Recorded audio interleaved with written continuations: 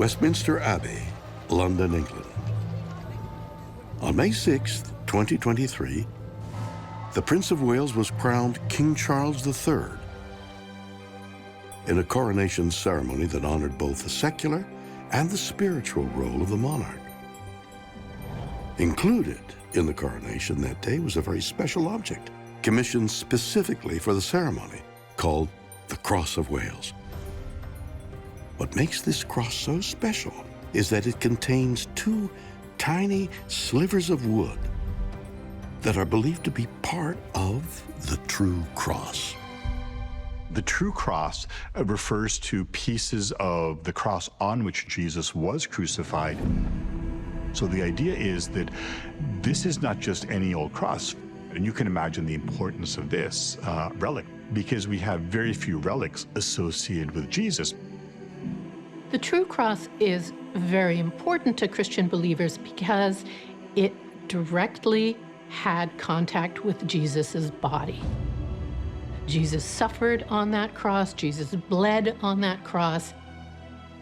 And believers feel that if they can be in the presence of that cross, be in the presence of that wood, that they can feel themselves connected back to Jesus Christ himself. For the past 2,000 years, the surviving artifacts from Jesus' crucifixion have been deeply revered by believers. Relics, such as the blood-stained cloth known as the sudarium that was draped over Christ's head, or the Shroud of Turin, which covered Jesus' body after his death, are some of the most sacred objects in the Christian religion, and they are said to be blessed with incredible power. With Jesus, relics especially, the idea is that they contain a power, a sacredness, a holiness. Sometimes the object itself has great power.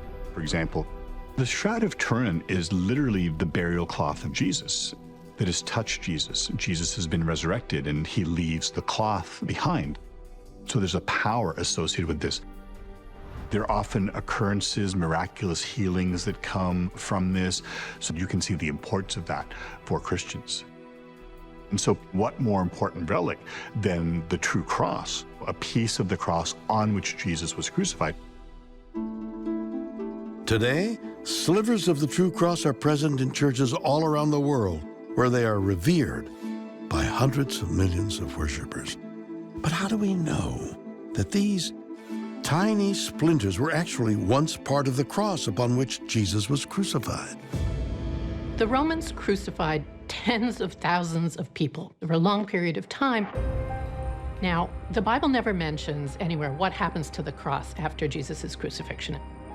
It talks about how his body was taken down from the cross by Joseph of Arimathea, but it doesn't say anything about what happens to the cross itself.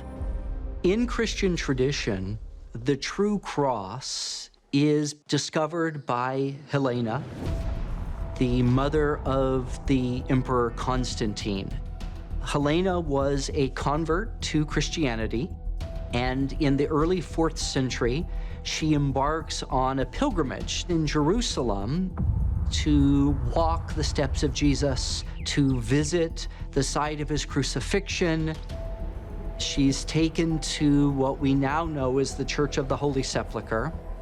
And while there, she seeks out and discovers 3 crosses in an area that is close by the tomb where Jesus was buried.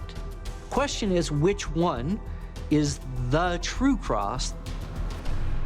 We have a fascinating story of how she actually came to find out which was the true cross. What Helena decided to do was take this woman, this poor old woman who was near death, and they brought her out and they laid her on one of these crosses. And she let out a groan and she was in agony, and they said, well, it's not that one. And so they took her and they put her on the next cross, and she was screaming and hollering and just near death. She goes, not that one. And they put her on the 3rd cross, and she was instantly healed. And she got up and started walking around, and they said, well, clearly this is the cross of Christ. And from that point on, that became the cross of Christ.